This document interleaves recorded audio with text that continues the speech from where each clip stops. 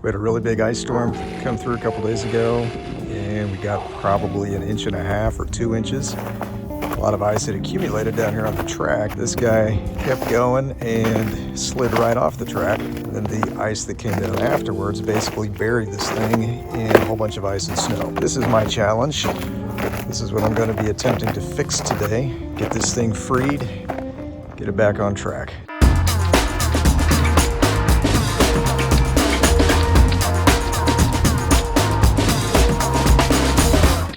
About an hour later, I ended up going and getting a garden shovel to kind of help me scrape out some of this, but I pretty much got the track de-iced. It took a lot of pounding, a lot of scraping, a lot of scooping, but the track itself is now out of the ice. And oh, I forgot to mention also, I had to take off the gate chain just because when I was hammering with the shovel trying to break up the ice, I hit the chain a few times and I did not want to break it, so I just went ahead and detached it, and that made breaking up the ice a lot easier and a lot safer. Now the question is, I've got it freed, I need to lift it, get it back on the track. Well, this thing is not light. I have lifted it before. It's at least a couple 100 pounds. So how in the world am I supposed to lift this thing without breaking my back? Well, I think I have the answer. So they call this a farm jack. The box called it a trail jack. Did a lot of Google searches, how to lift a sliding gate back on its track, and a lot of the articles I read said you need something like this. I'm gonna test it out for the first time here in just a moment.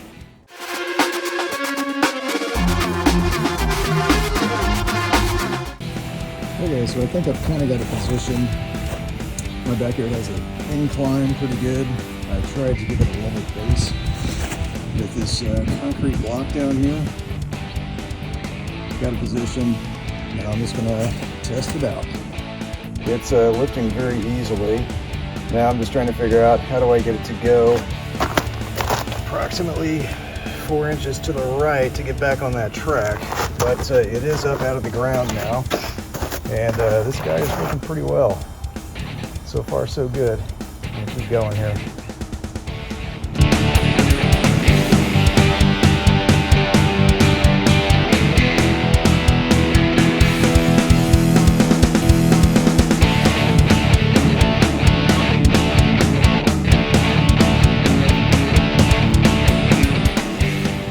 As you can see, the gate is now back on the track, and I reattached the chain.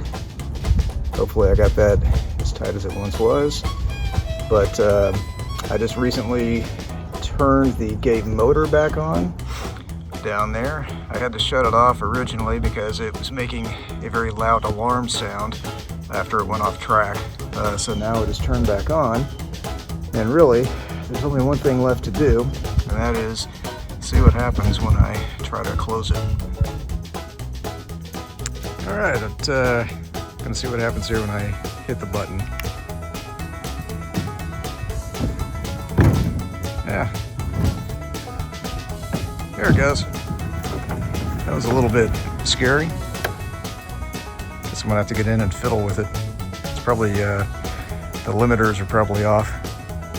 I had to actually manually close it. I had to dig inside this guy here and reset the limits. The open limit is working. For some reason, the closed limit is not. However, I am mostly pleased because when we started, it was over here. It was like sunk in ice and frozen dirt and ground, and now it's not. So at least I am able to close my gate. So these are my object sensors, or the sensor eye on the outside of the gate, and there was absolutely no light on here whatsoever. It wasn't flashing blue, it wasn't red, it was just nothing. And that's when I remembered that I had actually turned off the breaker for this thing right before I first opened this up and started taking a look at it, just out of an abundance of caution. So then after I realized that, I turned on the breaker again, I got the blue lights again, and then I had another problem. And that problem was this thing wouldn't open at all. when I pushed my remotes. The final step in all this was to reprogram both of my gate remotes. It's been an ordeal, but all's well that ends well.